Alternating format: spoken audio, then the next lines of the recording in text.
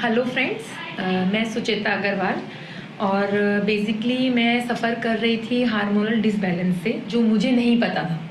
और मैंने बहुत सारे एफर्ट्स डाले थे अपने वेट रिडक्शन के लिए। मैं बहुत वर्किंग भी हूँ, लेकिन किसी ना किसी भी तरीके से वो मेरे बॉडी को इफ़ेक्ट नहीं कर रहा था।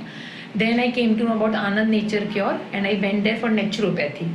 Basically that time I come to know about my body, कि मेरी बॉडी पे क्या रिएक्ट करेगा, क्या इफेक्ट करेगा। जैसे मुझे ये नहीं पता था कि मेरी बॉडी को सॉल्ट चाहिए ही चाहिए, without salt I can not survive.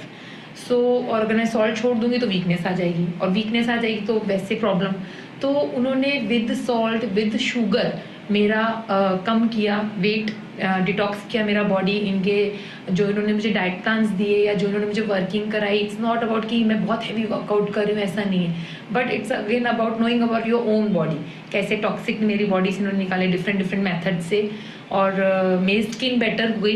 Weight reduction के बावजूद मेरी स्किन में कोई फ़र्क नहीं है, मेरे हेयर फॉल बंद हुआ है, और मेरी बॉडी में बहुत सारे पेन्स थे जो रिलीफ हुए हैं। नी पेन था, रिलीफ हुआ है।